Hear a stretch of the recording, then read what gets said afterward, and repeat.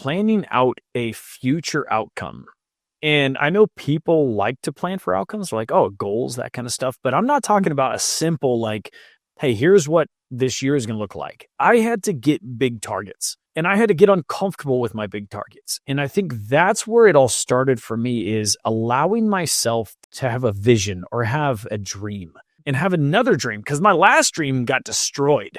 I mean, like, just absolutely obliterated between the heart failure and everything. It was like, listen, that dream of being a cop and doing that now is gone. So I had to first allow myself to dream again and then figure out what that dreaming could look like. And really, like, wait a second, what if I got uncomfortable? What if I started the compounding effect of daily development and greatness? And what if that constantly stacked on top of each other? Where could that get me? Because I'm not about setting goals that are like something I can achieve today. What is the greatest version of me that could ever exist? I don't care about anybody else. I literally, like, I don't compare myself to anybody, because nobody has had to walk in my shoes. Nobody has walked my journey. And let's be real, nobody's going to be a better Nate than me. And so they might be a better them. They're just not a better me.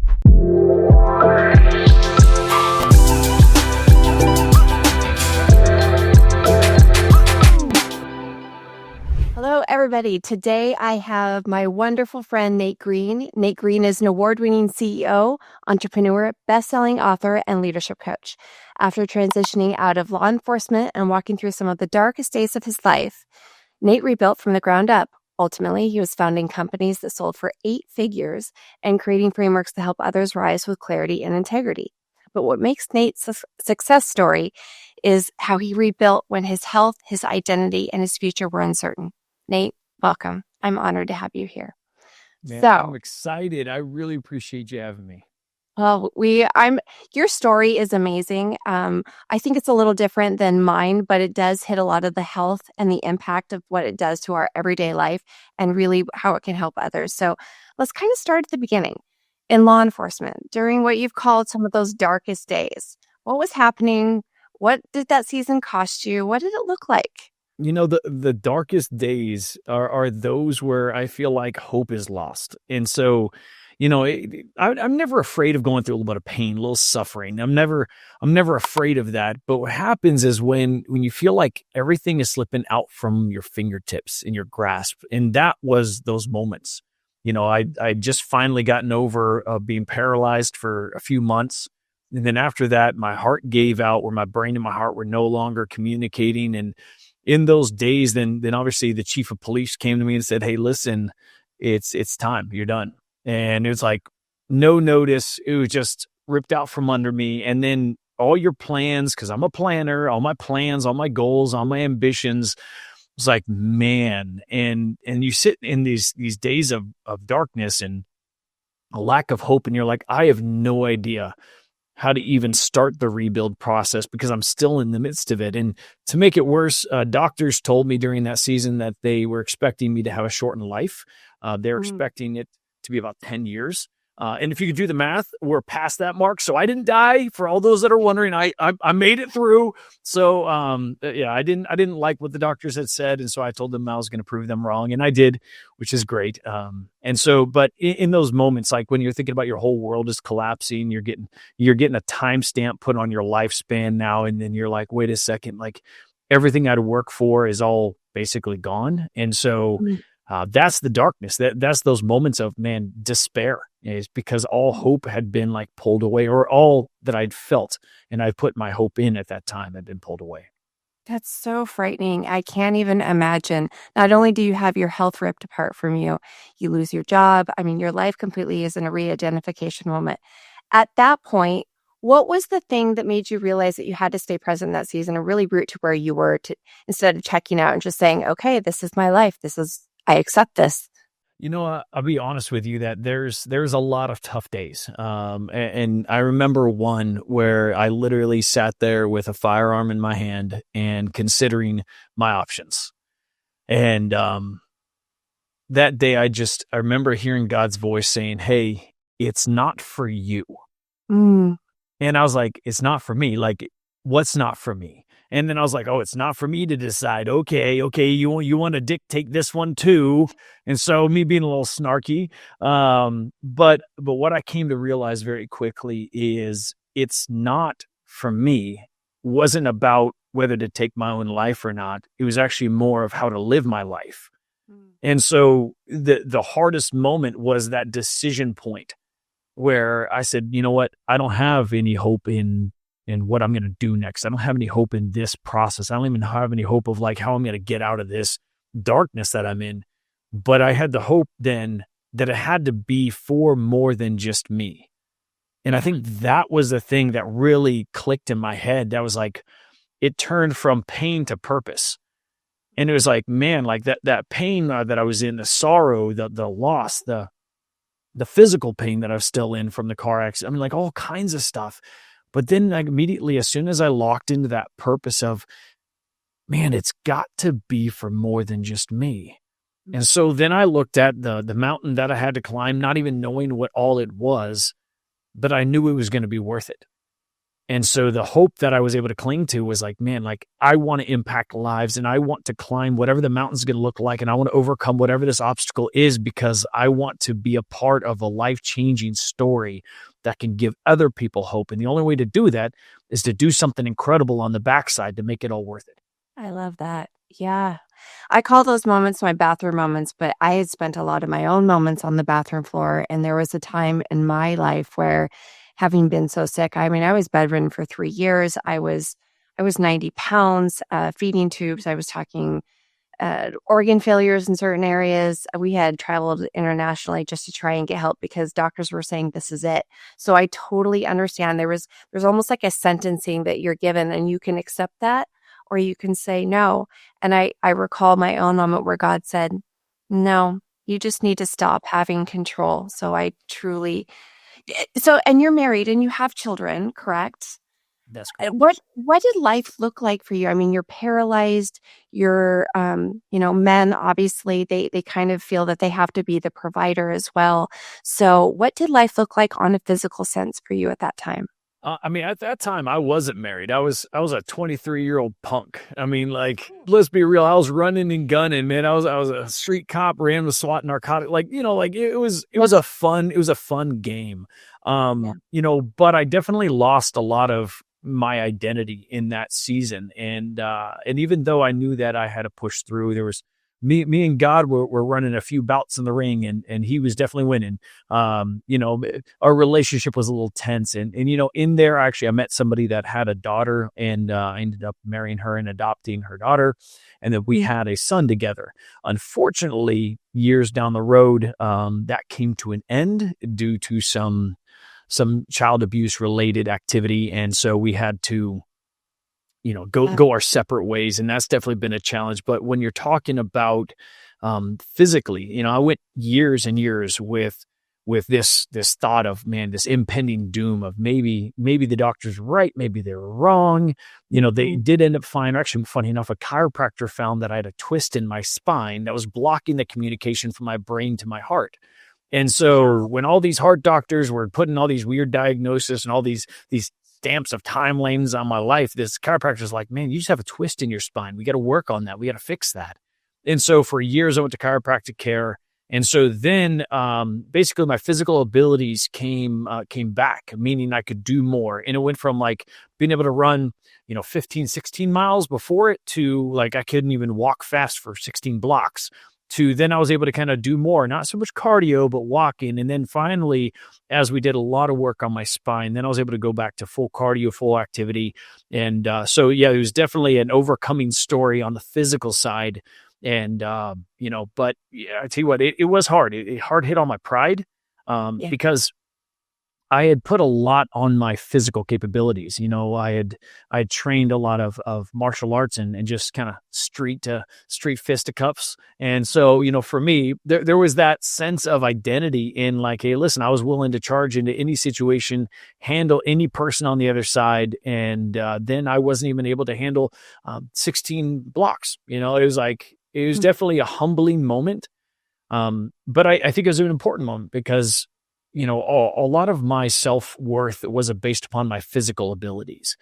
And I think God knew that it took crippling that literally and Mhm. figuratively, um, to really help me see the potential on the other side of who I was actually really built to become. And I think that's the true thing that we all have to look is beyond just kind of this knee jerk reaction to base our lives on certain aspects of who we are. Wow, amen to that. And I think that when we're in our 20s, we're just starting to identify who we really are. We spend so much of our young childhood being the child and, being the good student, the good child to our parents and so forth. And then when we hit our 20s, all of a sudden there's freedom. And you also are a police officer. And so you're kind of shifted by all of the power that you have and you're invincible and you've got all of this ability to really make change in the world. And then all of a sudden to have that kind of change.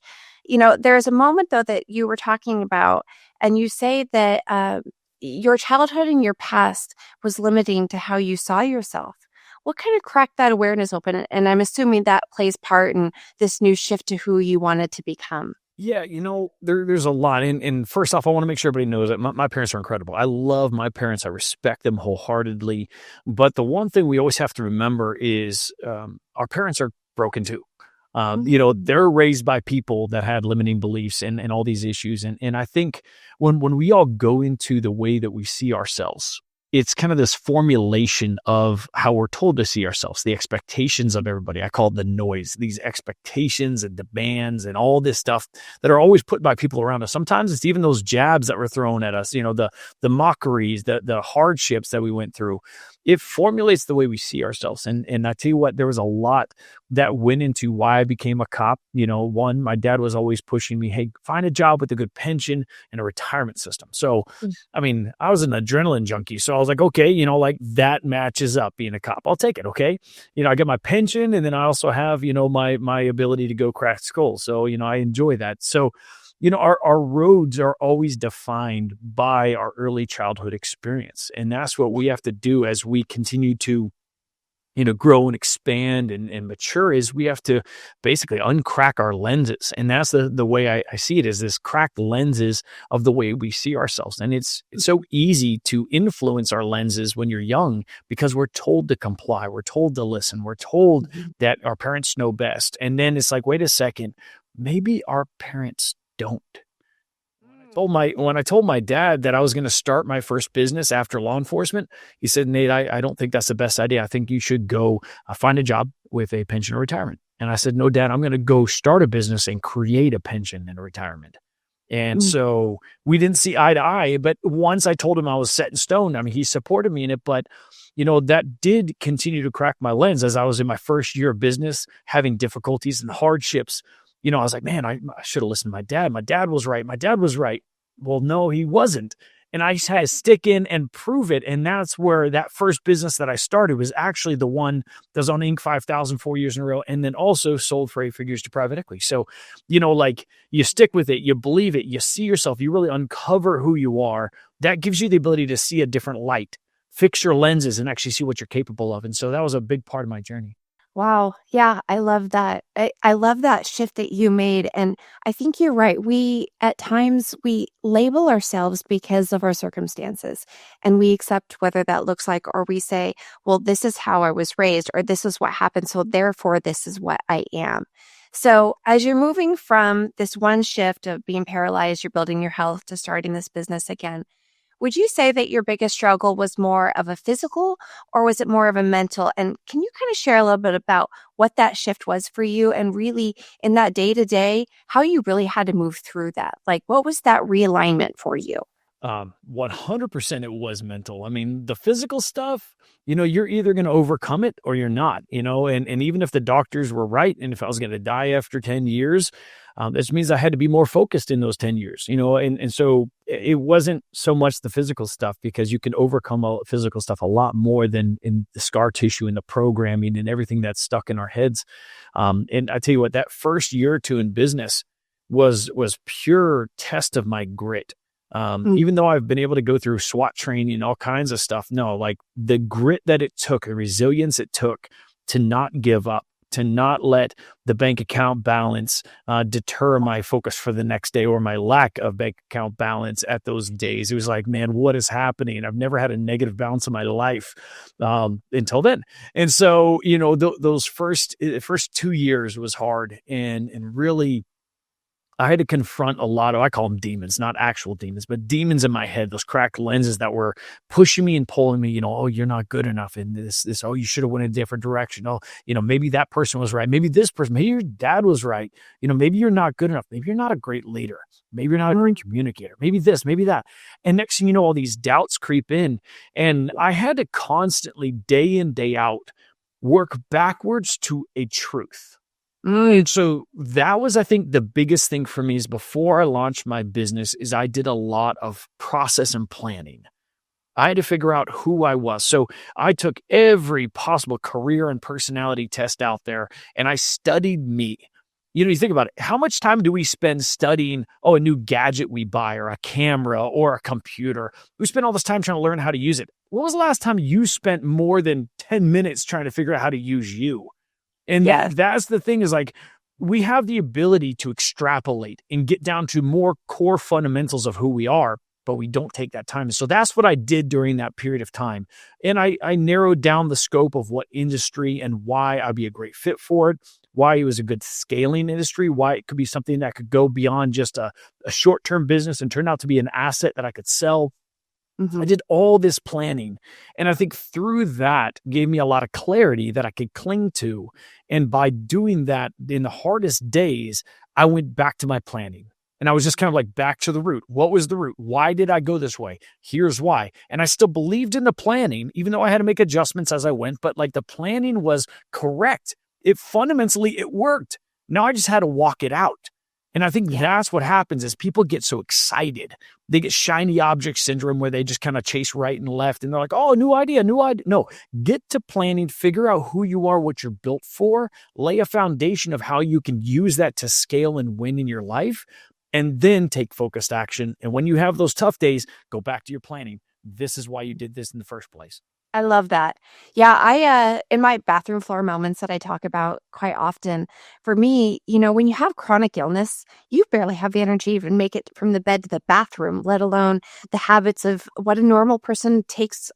I don't know. I think they take for granted having the energy to know and to remember to brush your teeth, the energy to brush your hair and to do those basic things because when you don't feel good, you don't care about any of that. But that is part of the rebuild process. So for me, when I talk about the root, realign, and rise process of it, I get down into the dirty of, for me, every day was I literally had to write out a list every day, like it was a chore list, like as if I was 5 years old again. I had to remind myself, get up.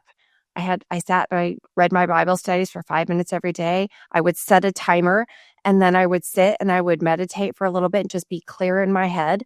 And then of course I'd probably have to go get sick again. But then it was, brushing your teeth and going down that list. And each day I rebuilt something every single day. And don't get me wrong, I failed probably 9 times out of 10 in the beginning, but it was that rebuild process. And it's amazing. I look back to myself now and I look at the pictures, I look at where I've come. I didn't even realize how much I had realigned in my own process of until after the fact. So when you're writing and you're planning, most people don't quite understand, I think when they're in the thick of it, what that planning looks like. Can you share for me, like I said, it was those lists. It was as silly as it was, I wanted to rebuild into something. I would call my mom every day and I was like, Mom, I don't understand this. Like there has to be a purpose in this like chaos of my life. I don't even know who I am anymore. And I would rebuild, interestingly enough, through Pinterest. Like I would take photos and I would save them, or I would just scroll and say this, and I would send it to a board. But that was that creative process for me to really visualize what that looked like. So in your planning, was there something that you did and how you did it? Help us define what that planning looked like in success for you, because I think it's going to look like something different for everybody, but it gives everybody an idea how to do it. Yeah, I think the first thing for me was planning out a future outcome. And I know people like to plan for outcomes, like, oh, goals, that kind of stuff. But I'm not talking about a simple, like, hey, here's what this year is going to look like. I had to get big targets. And I had to get uncomfortable with my big targets. And I think that's where it all started for me, is allowing myself to have a vision or have a dream and Mhm. have another dream, because my last dream got destroyed. I mean, like, just absolutely obliterated between the heart failure and everything. It was like, listen, that dream of being a cop and doing that for now is gone. So I had to first allow myself to dream again, and then figure out what that dreaming could look like. And really, like, wait a second, what if I got uncomfortable? What if I started the compounding effect of daily development and greatness? And what if that constantly stacked on top of each other? Where could that get me? Because Mhm. I'm not about setting goals that are like something I can achieve today. I was actually talking to a client just the other day, and he says, Nate, like, I have trouble setting these goals that you talk about because I don't feel good enough. And Mhm. he's like, I don't even feel worthy of setting those goals. I said, my dude, you're not. You're not good enough, and you're not worthy to obtain those goals yet. That's why they're future goals. It Mm. requires you to be daily disciplined to get better and work to be stronger and more skilled and go after this day in, day out, to be able to be the person that is capable of achieving it. If you set goals based upon who you are today, you're failing at setting goals, Yeah. because the goals I set down the road, they better be a compounding effect of my greatness over and over and over again in the development of it. And then that person can be capable of achieving that, not this person. And that's Mm. still to this day, I use that of like, okay, what is the greatest version of me that could ever exist? I don't care about anybody else. I Mhm. literally, like, I don't compare myself to anybody, because nobody has had to walk in my shoes. Nobody has walked my journey. And let's be real, nobody's going to be a better Nate than me. And so they might be a better them, they're just not a better me. And so Yeah. I have to lock into that piece, but then not just be like, oh, this is just who I am and how I am. No, it's like, wait a second, what is the greatest version of that? All the skills, all the capabilities, all the gifting that God's given me. How do I make it better? And how do I Mhm. use it for more of a legacy mindset, or more of a greater perspective of getting myself more uncomfortable on the journey? How do I make myself scared of what God might call me to do? Oof. Ooh. I got to start laying those things out. And then you start saying the planning is, now how am I going to get there? It's the gear wheels. It's the baby steps. There's that old movie, it's called What About Bob? And it's I love that. hilarious. Dude, I love that movie. But it's like baby steps to everything. It's like baby steps to the elevator, baby step to the, and it's so, but that's life. You got to look at it in big steps, and then micro steps. But the big steps, I call that your lighthouse. Like, what is that forever? What is that your deathbed that you want to do between now and then? And you look at that, and then what does every step on the journey look like in order to get there? And that's where you have to have that bar to weigh everything against. That's your lighthouse. And Mhm. then you say, wait a second, is this in alignment with, or is this a distraction from? And that's what helps you on your journey. But if you don't ever do the planning to set your lighthouse, figure out where you're going, man, like, you're always going to be bounced around like a pinball and never making it anywhere. Boy, is that true. And there's such purpose in our pain. And yet, my son he wants to be a bodybuilder and he wants to compete, and so he'll call me every day. Mom, do I look bigger? He'll every day. What do you mean? Like, it doesn't just happen overnight. And so I have to remind him. And our growth is very, very similar in that it's not going to look different overnight. It's in those baby steps and those, flexing that muscle and really building that. And then one day we'll look and go, oh my goodness, look how far I've come. It's incredible. So tools or people, was there somebody that you really relied on at that time? Because I have a feeling after this podcast that you're going to be that for somebody. And I want to talk about the Suck Less, Do Better book that you have. But was there somebody that leaned for you into that process? Or was there a tool that they could, that maybe they could use in that? So I'll be honest with you. I have a very bad habit. And this happens from law enforcement. Every single time there was something crazy that I had to deal with, something you just had to see, Mm. you recluse. You basically internalize and you shut down. And so I did exactly what I would do anytime, is after all this stuff happened, I just pulled away and I pulled Yeah. away. and I kept on pulling away, and I secluded myself, and it wasn't that. I mean, that was a part of why the darkness happened, is because I would block people out and I would lock people out. And then as I was turning the corner, I would love to be like, oh yeah, there's this one. No, there wasn't. I'll be honest with you, but the light that I hung on to was God, and that was the one thing that kept me focused. And I tell you what, like if you don't have a relationship with God, you're doing something completely wrong. That is the core fundamental of hope. And then second to that was just really constantly building a new understanding of me. And that was just like, all right, if God is going to use me, I better get to know me. Like we talked about before, uncovering all these skill sets, capabilities. And through the journey, in my first, second year of business, man, I had to figure out what was really broken in me. Like all my wiring was broken. I was built to be poor. I was like, why am I making these decisions? Why am I doing this? Why am I not doing that? Why am I seeing actions and not taking actions? And so I literally started studying neuropsych and really try to understand, like, okay, what is this programming?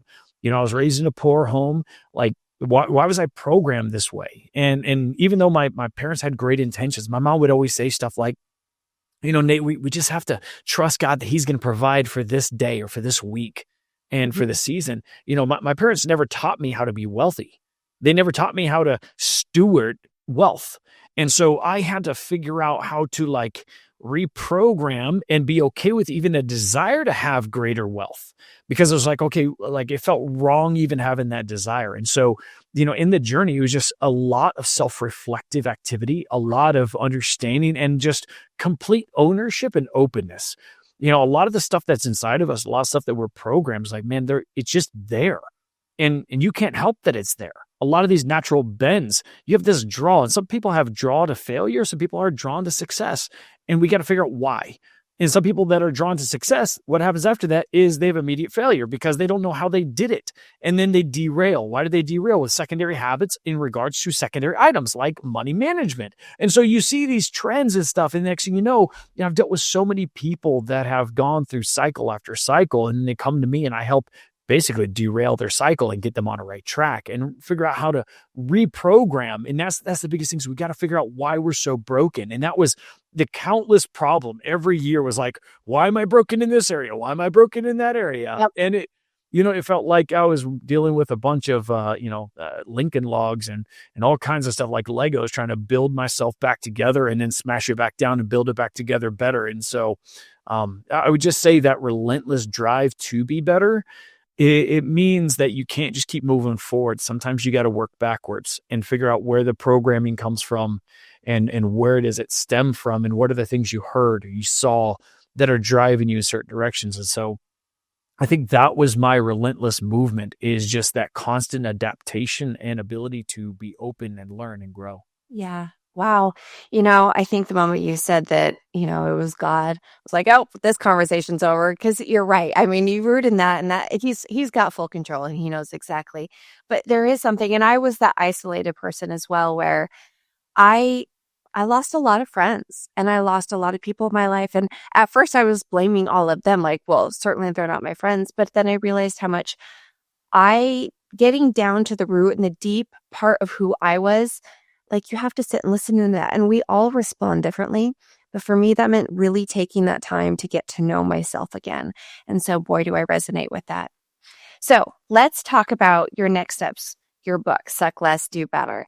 What does that phrase really mean for somebody who's rebuilding in their life? Like, I love that. You were just like, hit it straight to the punch. Yeah. So the saying doesn't mean you suck. And it's funny. I was telling my wife, I'm looking forward to my next book coming out, because like, I can't just walk into a Starbucks and like hand somebody that book. They'd be like, did you just insult me? Like, read the book, you'll find out. But like the true meaning of that term, suck less, do better, was actually a part of the hope in my life. That saying is actually something about 15, 16 years ago. I would look at myself in the mirror and I would try to eliminate distractions. And so what it was a self-focusing mechanism. Nate, move forward, become better, suck less, do better than yesterday. Whew. And so it was this refocus. And that came right after I almost completely derailed my business by comparing myself with other entrepreneurs in similar industries. and I started getting really distracted. And it was like, man, like I had to rein myself in because it was like, man, listen, I don't care what they're doing. They're on a different mission. They're trying to do this or that. That's not what I'm trying to do here. And so I had to figure out how to like really lock myself in. And so I've been saying suck less, do better for the last 16 years. And so when I met with a publisher and she's like, you have any title names? I'm like, yeah, right here. And she's like, I love it. And so, for me, it is a little bit of a punchy one, and I love it. But the whole heart of the book is to walk you through a lot of storms and difficulties that I had to navigate, a lot of the issues, and basically really give you a roadmap to really understand how to uncover the better version of you and really chase after that. It's funny. It's like that punch, but it calls you out, and you take nothing less at that point when you get called out. It's just, I won't sacrifice anything else anymore. So is there something that now you refuse to sacrifice, no matter how big the opportunity, because that is the part of who you are now and the success and the things that you're doing now? You know what? One thing, I love that question. The one thing that I will not sacrifice is giving God the glory, because I'm just a dude that just wouldn't quit. And God has given me so much wisdom and direction. And I tell you what, like, he gets the glory because, man, I'm just a feeble soul that has just messed up so many times, but he keeps on giving me new opportunities. I say that to give everybody hope, because it doesn't matter where you're at. It doesn't matter how much you've messed up, you've derailed, you've gone off track. There's always a greater future that you can really lock into. And that is, man, we got to go after it. And so for me, it's always making sure that we're looking forward, learning from the past, using the past to really adapt and grow, but then constantly be moving. And that's where, man, God's given me a lot of new beginnings, new starts. Mm. Okay, so here's a question for you. This actually just popped into my head, but let me ask you this, because you've built businesses, you've risen from the ground up, you speak, correct? You have multiple books. Is there something that people would admire you for, but they don't quite understand the cost of that you go through today? Because I think that when we get to a certain point, people assume that, well, they made it. They're good. We've hit that point. There can't be anything more that they are at risk to. So is there something that you have to really root and realign in that people don't understand even to this day? Ooh, I'm gonna tell you a little bit something that is, it's deep, and it's tough, and it's actually it's a story that I have in the new book that's coming out, and that's gonna be out probably February. But so my childhood, my parents were incredible. My older brother was relentless. I've talked about him quite a bit, and a problem that came about, part of that programming, was my older brother he just loved attention. Like everything was like about how he could get attention. And so the problem is, anytime the attention was drawn away from him, especially towards me, he would hijack it. And so whether it's my birthday party or a get together, it would all flip around. And somehow I was the blunt of all his jokes, and I was the one taking the heat. He would pick on me in front of all my friends. And so what happened is, through that process, I got trained to go into the shadows. And so what is it that I have to resist? I have to resist falling back. Yeah. I have to resist allowing fear to take over, because every single time that I got the attention, it was then turned to basically I was getting the beatings. And so I was programmed over and over again to fall back. And so now in my life, whether it's getting on a podcast, whether it's getting on a stage, whether it's writing a book, whether it's putting myself out there in any way, guess what? I have to resist that bend to fall back. That fear of what's going to happen next, the fear of maybe the criticism, the fear of the fear of people.